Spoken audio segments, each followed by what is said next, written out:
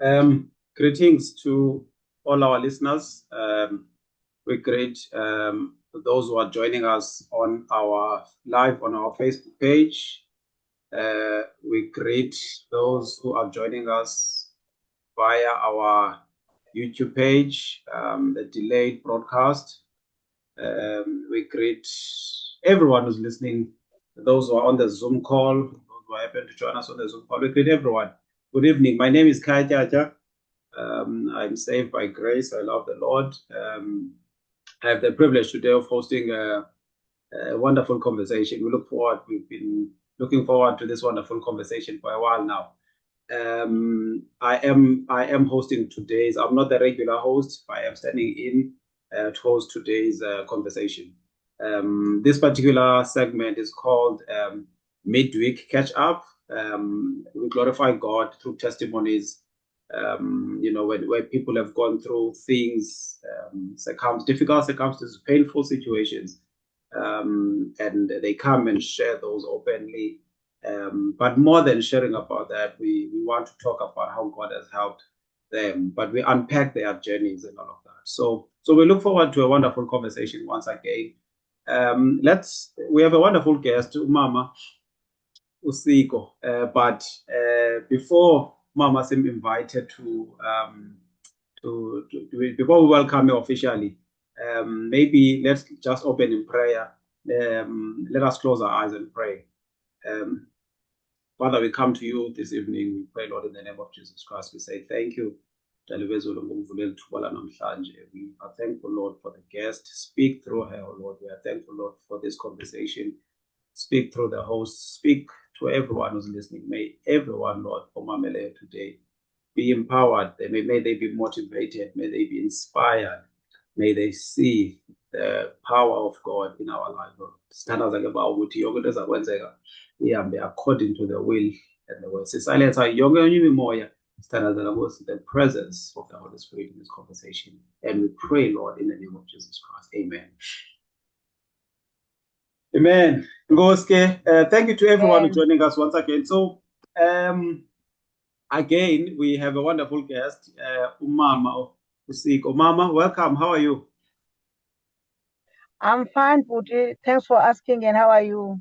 No, we are blessed. Thank you so much for making the time. We really do appreciate Good Wednesday pleasure to, on a Wednesday evening, family time, all of those things. So we do appreciate, what you've made this time. Thank you for connecting. Thank you for, we just want to appreciate that you've made the time to come and share your testimony on our platform. So let's get into it. People have been seeing the post. I will be sharing the post on our social media pages. And a lot of people were looking forward to listening in on this conversation. So maybe let's start before we get into the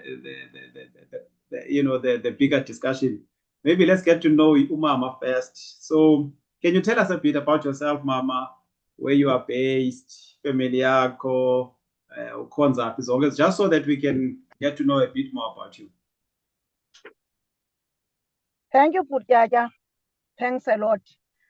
I am Nomzekelo Siko. I'm from a small town called Willowvale, and I'm a village girl. Now, we are with 6 siblings in my home, but the third one passed away tragically in 1998. Now we are left as 5 siblings. I am married to Putim Siko. We have got our own home in an area known as Ngadu. Okay. It's a place between Willowvale and Aitujwa. I'm staying with my husband in our own home. Yes, I am the author of the book called The Resilient Heart, Navigating Childless Marriage. I'm the author of that book. Yes. Well, you're also an author. Okay, we'll talk about I'm glad you mentioned the the book that you've we'll talk because we want at the end of this conversation for an opportunity for you to share about how people can get that. But let's talk. So it's good to know Sengathi utsho. So Come again. uthi nisenqadu busithi niphi? Sisenqadu. Yes, Enqadu, yes. Yes. Okay. Yes. Okay. No. That is the place of ikomkhulu lamaXhosa. Yes. No, benifuna our viewers to hear that part. Sithanda le ndawo ukuthi you are a village girl. Nam, I'm a village boy, so siyafana. Umntana wasezilalini nam. So let's get into the conversation. Mama, we thank also Tata for allowing you to come and share, and your family, of course, this testimony, which we believe is on the Dabandaba needs. So, but we want to go back. I know the focus of the conversation is also linked to the book where you talk about childless marriage. So the issue about the issue of not being able to conceive. Now, I want us to start with just to take it as before we talk about that, to tell us a bit about, let's say, the months before the marriage.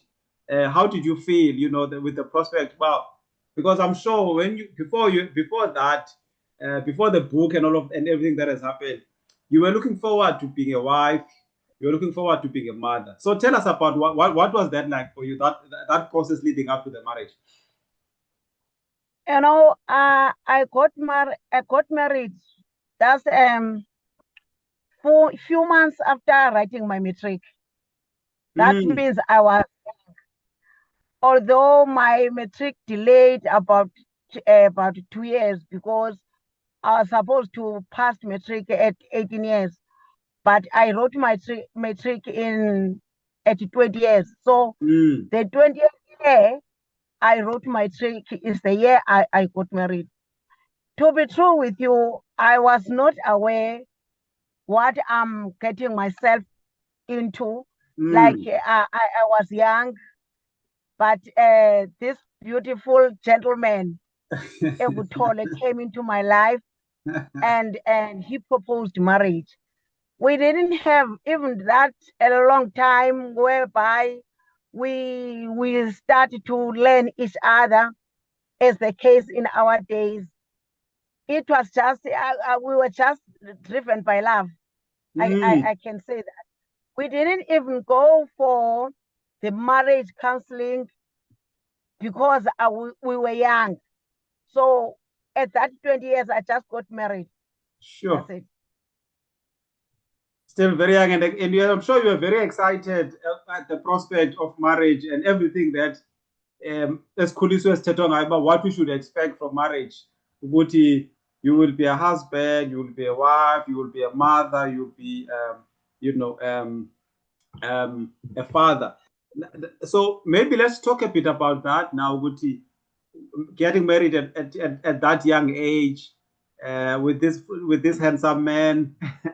And everything and the plan, and you are starting to plan, because I'm as someone who's getting married now, you are starting to plan your future with your husband. Now let's talk about some of the challenges then you faced, in marriage, then in particular around not being able to conceive. And I before we talk about even that, how for you as a person, how did that make you feel? And perhaps maybe when did you find out? Yes. Immediately I got married. I was not aware of any challenges that may be ahead of us. And at that time, my husband was working at Johannesburg. So after 2 to 3 weeks being married, he had to go back to Johannesburg. Okay. And then I stayed with the parents. It was not a big deal. It was not something that is not common to other people. up until he came back again for a leave at the end of the year. Okay. Then we stayed, and he returned back to work after 3 weeks. And now I started to understand now, or to know that there might be something wrong in me, because I don't feel pregnant. So fortunately, after 2 years being together, there was the retrenchment that occurred in the place where he worked. Okay. So he came home to stay full time. Okay. Then it was then that now we understand that we have a problem. Then we started to consult the general practitioner, who later referred us to the gynecologist. So the gynecologist did what he knew. Yeah. But it was all in vain. Up to the six years. Now everybody would understand that I have a problem. Just like there were nasty comments from the society. People understood that really I've got a problem. And this challenge really hurt me. Sure. Because there was a lot of animosity. There was a lot of anger. There was a lot of being despised by people. People talk whatever they want. People start to blame. People start to think that they know where the problem is. So these things, they really aggravate me. There's one thing that is important about my situation. Was my mother-in-law, Mandaba. Okay. Oh, may that woman rest in peace. She would fight tooth and nail for me. Sure. She would not allow anyone to speak ill about me.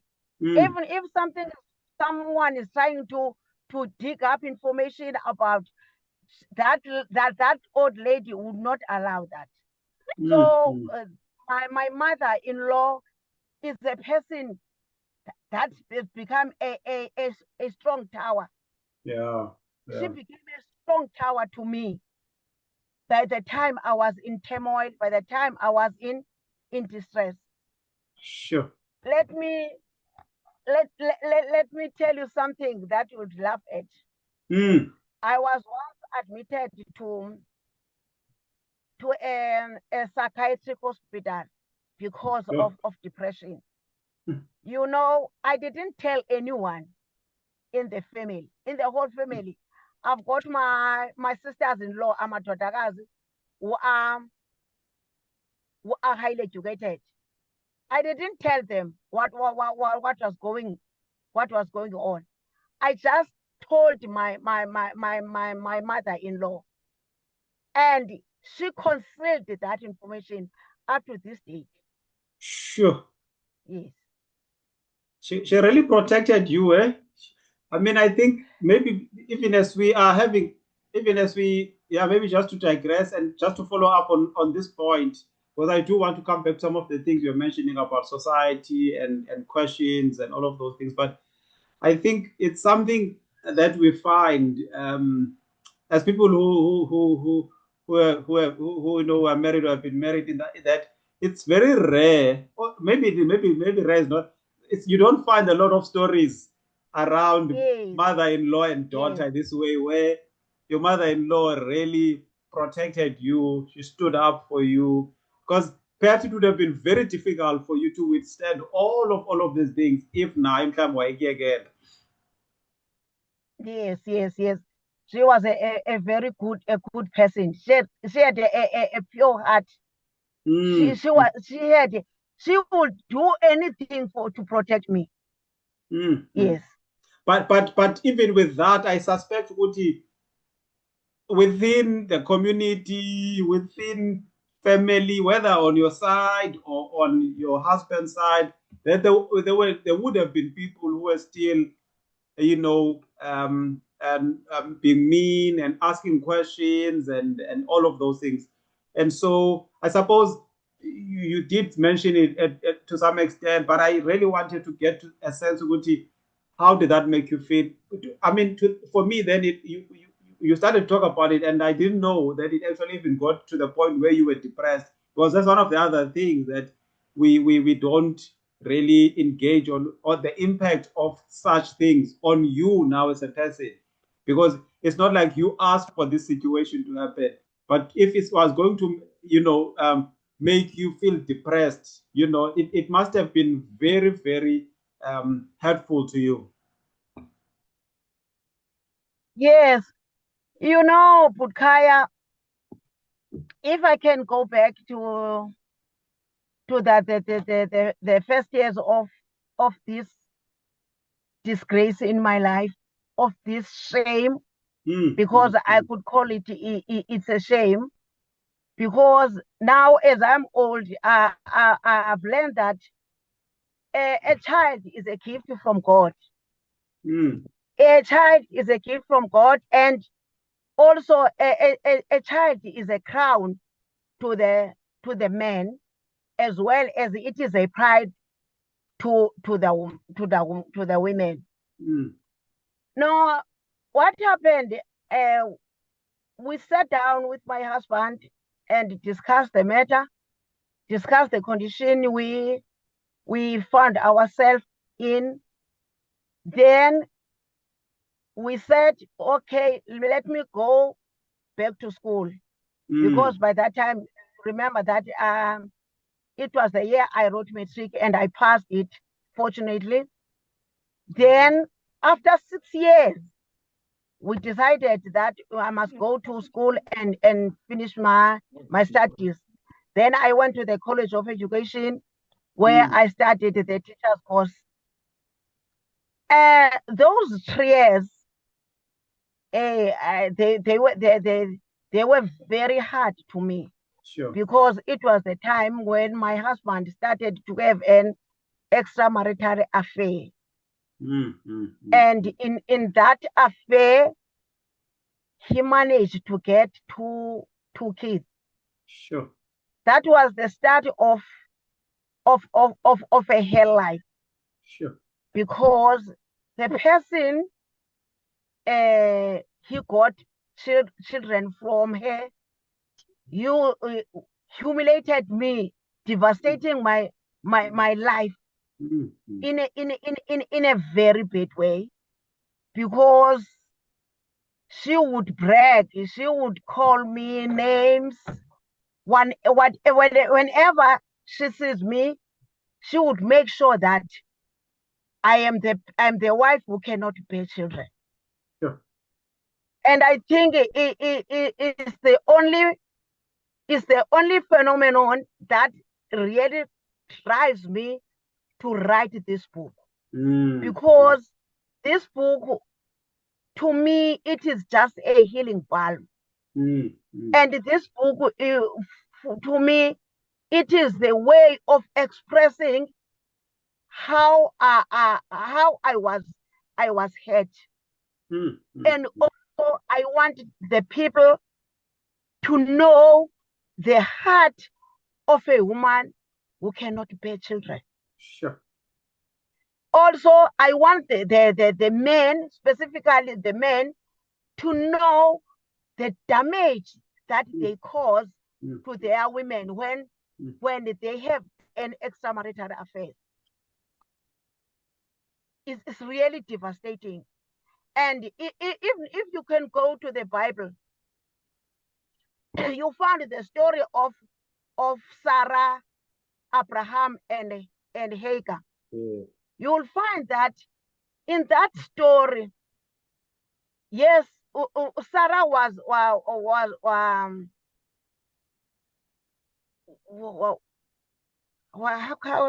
can I put it? Warren. I think she wanted to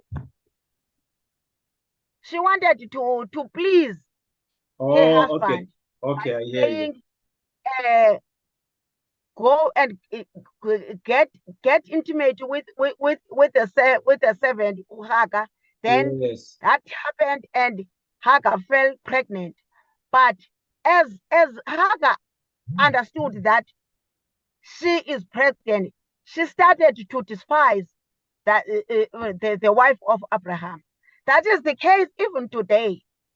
Once a mistress got pregnant with a husband, with somebody's husband, surely she will break.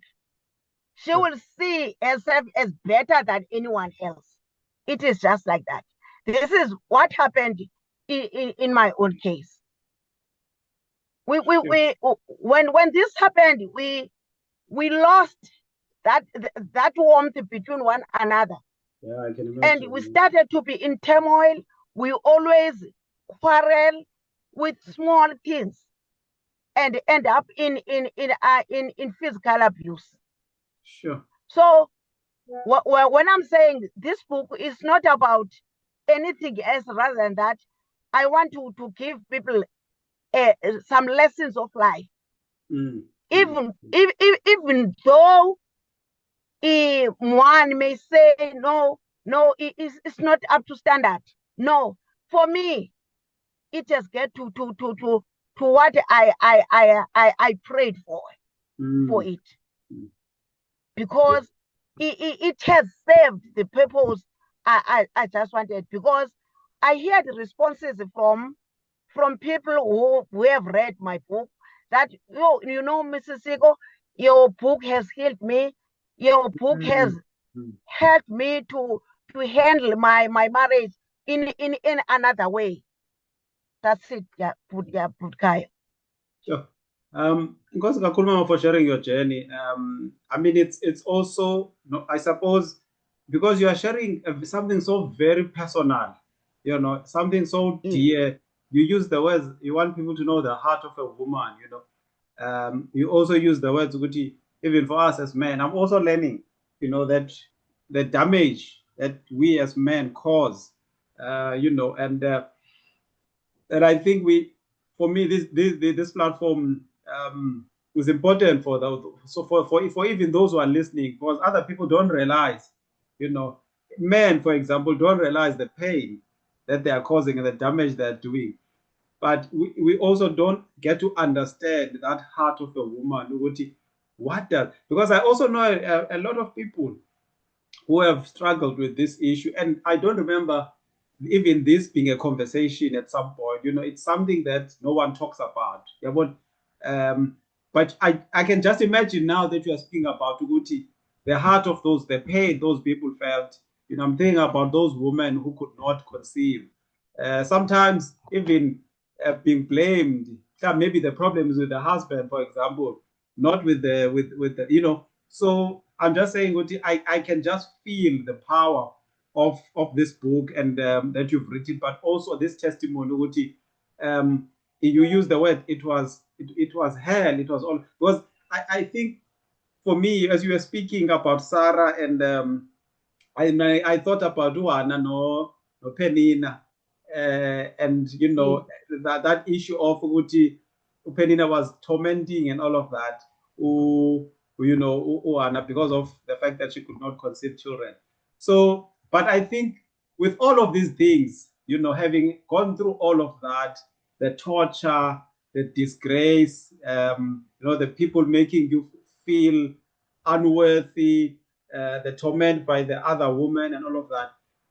How do you navigate that when one? But also, I'm also interested to hear, how did you navigate in particular the issues around, because you've touched on the marriage and the impact it had on the marriage. But what about the children now that are there? How do you relate then, you know, even to what impact does that have? Because ultimately you are still with your husband, one, and there are these children. There is this woman as well who's also, how do you navigate all of those issues? Oh my God. You know, oh, those children, they are so beautiful because they really resembles my husband. And Kaya, I like my husband more than anything. Sure. Wow. Wow. Uh, my husband has got you know, my husband is a man of style. Okay. Is a man who like who likes good things. Okay. Now, coming to that issue of children, you know, Butkaya, for 3 years, when my husband could not pay maintenance for those 2 children, I had to take over. Sure. I had to take over. I'm a teacher, a post level 1 teacher. Maybe you will not know those things. That means I'm not getting that much money. Now, there was a time when my husband lost the job, so the mother of the children went for maintenance, and we were called, and the magistrate assigned that to me. So it was very devastating, but I had to endure. But Kaya, something that I can lift up, or I can exalt in my life, it is that out of these things, I accepted Jesus as Lord and my Savior. Wow. I don't even regret even one day for that decision. Sure. Because in my church, which is New Direction Christian Center in Dudwa, which is led now by Bishop Marcus and Pastor Jade. I went to or I undergo the sessions, the prayers, and everything, and I was taught how God works. That really helps me. Okay. And what is important is that I was taught about peace, forgiving. That helped me, because whenever something that boils from my heart, I just go to the word and listen to what God is saying about the situation. This really helped me, and it really makes my journey to be smoother than it should be. Salvation. Salvation, it entails remission. Salvation, it entails redemption. Salvation entails restoration. So those concepts of salvation really helped me all the way up to this time. Sure. Otherwise, if it was not that I was saved, I don't think I would be able to walk that journey, because it was not easy. Sure. It was not easy at all. Every day, I could see that it was something that really aggravates my soul. Sure. So I give glory to God Almighty for allowing me to walk this journey, handing my hands, because if it was not with the hand of God, I would not be here today. Wow. For instance, I've talked to you about the depression. If I was not saved today, I think I would be outside there looking to the beam. The way my soul was so torn apart by the mistress of my husband. You know, I'm paying the maintenance every month. When I got into the shop, she would howl, she would talk anything she likes about me. don't even care how do I feel, knowing that even the husband is not paying the maintenance now, it's me, but she would not stop stalking me, talking nasty comments every now and again. But Sure. nevertheless, Putkaya, I just forgive her. Sure. I just forgive her Sure.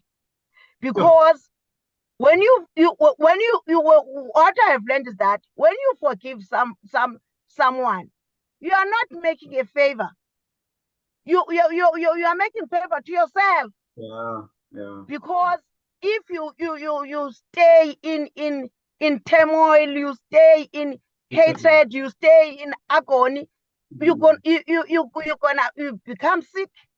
You will get all the diseases because we have got that heart that is not forgiving. So I just forgive that lady.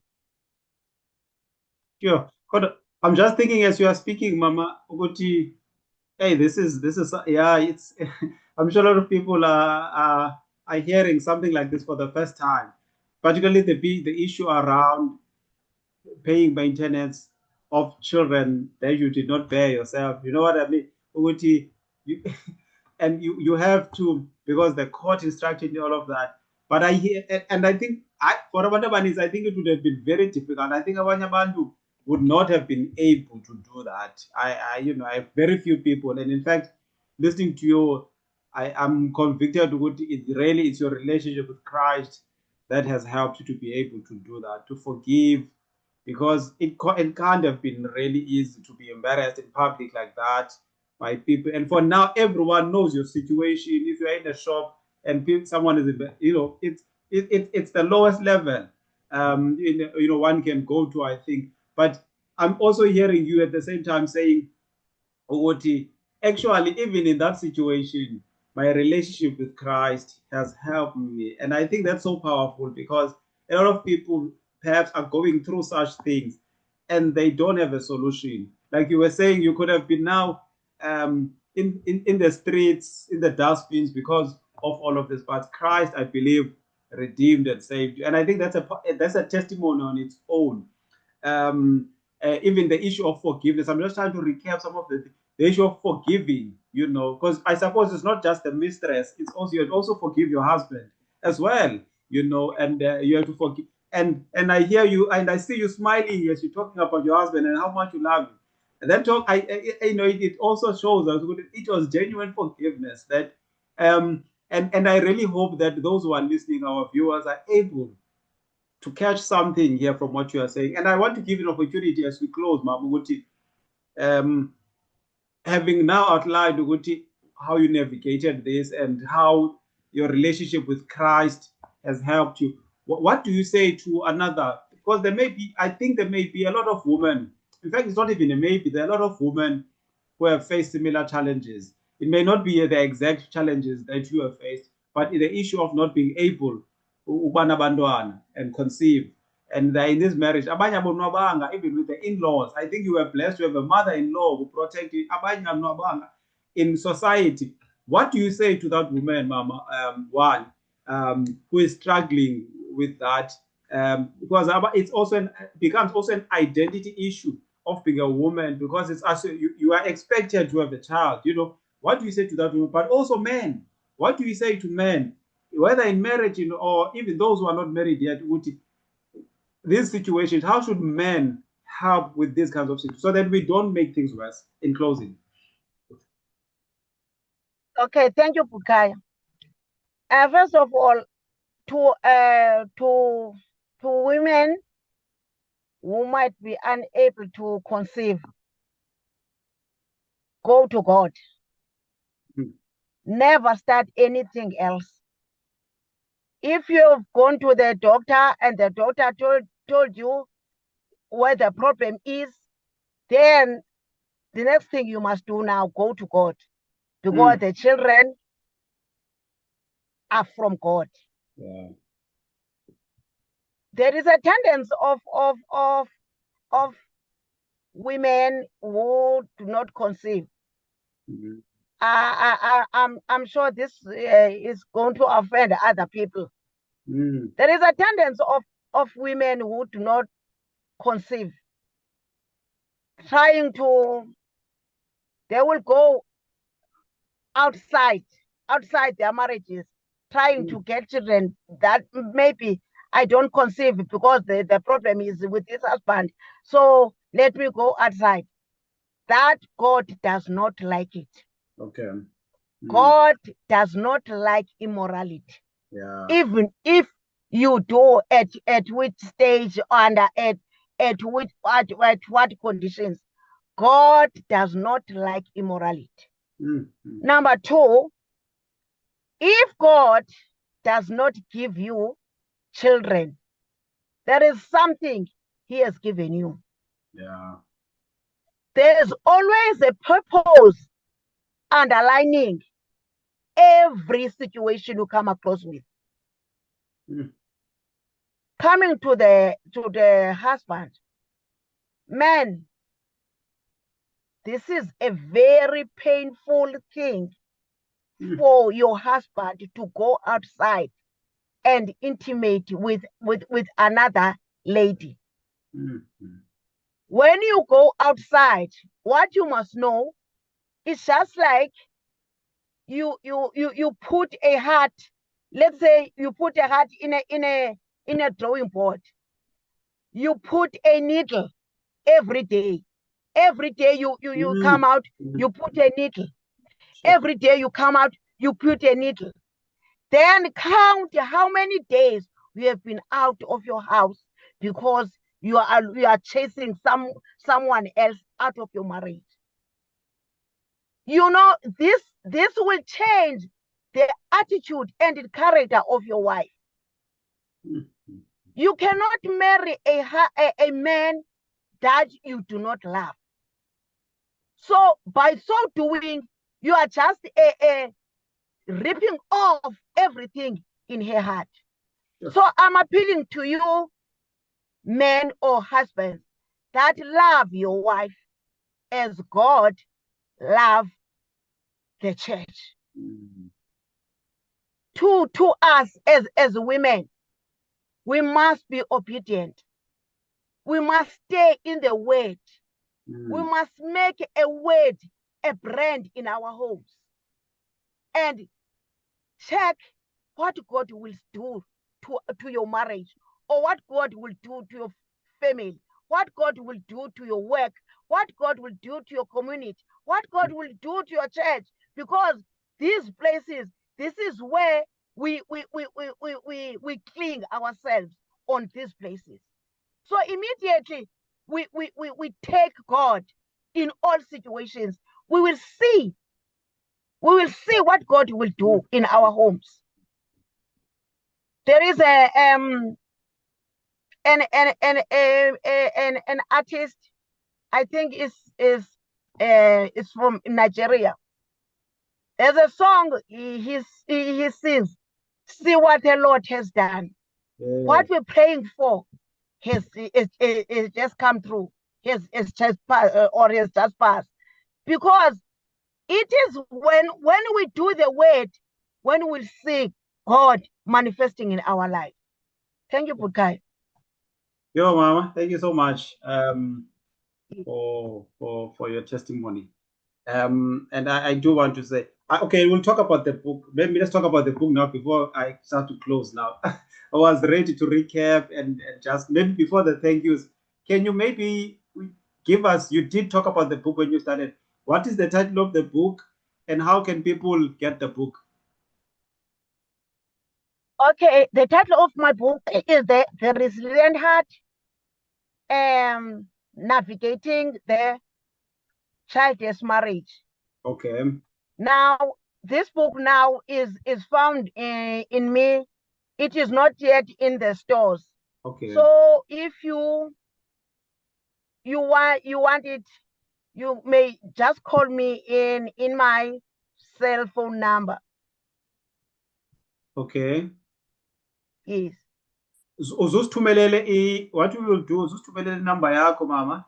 Then sizayifaka on our social media pages, and then maybe send us a cover of the book, and then we can put it out, and then we'll tell people on our pages, they can reach out to you directly for the book. Benifuna nje ukuthi abantu babe aware that this testimony, there's something that has come out of your journey.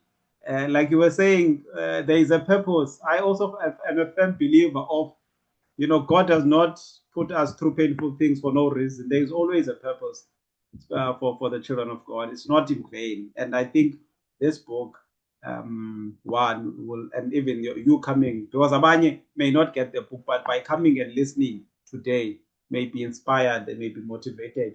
They may abanye perhaps, Mama, and I get the sense that abanye would have perhaps even walked away from their relationship with God because they are angry, and all of that, because of the situation that they could not conceive, or the husband did that. But perhaps through listening to your testimony today, they may be able to be reconciled with God. So thank you. I want to say thank you, Mama, so much for coming in and sharing your testimony. I do believe that the testimonies that come here do help people. We get feedback at times. Some people will come and say, I listened to so and so testimony. It really helped me. And so we believe God, even this testimony today it has taught me, even as a host, to be honest. I've learned I've learned a few things, even as a man, because when you spoke about how we aggravate or damage, I really like, we don't think about that, so I'm just saying, it's not even just the other people, even I as a host have been very, and I'm inspired by your journey, motivated by it. It tells me really that, God's grace is sufficient. And that's the thing, that's the key thing that is coming out from you, God's grace. When God says my grace is sufficient, even in your situation, it was, and we believe it shall. So thank you so much, Mama. Let us release you at this moment. I want to thank our viewers for joining in on Facebook. Those will be joining in on the YouTube delayed broadcast. Those who are on the Zoom call, thank you so much for everyone who's joined, even those who come to support Mama with a testimony. And we wish you nothing but the best, and hopefully we will reconnect again in the future. I want to give you an opportunity to say one thing in closing, and then you can please close for us in prayer, Ma'am. Come again, please close for us in prayer. Father, in the mighty name of Jesus, we come unto you, O Heavenly Father, for there is no one like you. Jehovah is your name. You are the mighty warrior that is great in battle. Thank you, Lord, for this opportunity. Moyo ingcwele, eyona nto Nkosi siyithandazelayo ukuhamba kwezwi lakho, Thixo wethu namandla, lifikelele nakulowa Thixo wethu namandla. Lingcibe Nkosi nakulowa umtshato, ubuso uqhekeka Nkosi, moyo ingcwele. Lidala into entsha somandla, ngoba wena unguThixo Nkosi yami wezinto ezintsha. Moyo ingcwele, makwenzeke kumangaliso nangale interview yanamhlanje, ukuze kubuyiseleke Nkosi. You are the God of restoration. Restore ke moyo ingcwele kulo makhaya, moyo ingcwele ebesele bhidlika Nkosi. Buyisela moyo ingcwele. Somandla siyathandaza Nkosi ngomoya. Somandla umoya Nkosi yami wokungabikho kwabantwana emitshatweni, Thixo wethu namandla, egameni likaYesu sithela umlilo Nkosi yami kwindawo zonke somandla, umoya ingcwele, ukuze somandla kufukame umoya ingcwele. Egameni likaYesu siyabonga ke Jehova, sithi uzuko moya ingcwele lufanele wena, imbeko nobukhosi nobuhandiba, ubuqaqawuli simakade, boba khona wedwa somandla njengoThixo, in Jesus' mighty name. Hallelujah. Amen. Amen. Thank you so much, Mama. We wish you a blessed evening further and a blessed week. And we thank you so much. We'll reconnect Sauteta Tina offline. But at this point, we want to say good evening and goodbye to our viewers. We'll see each other again in 2 weeks' time on the 19th for the next testimony. Thank you so much. God bless. Thank you. God bless you all.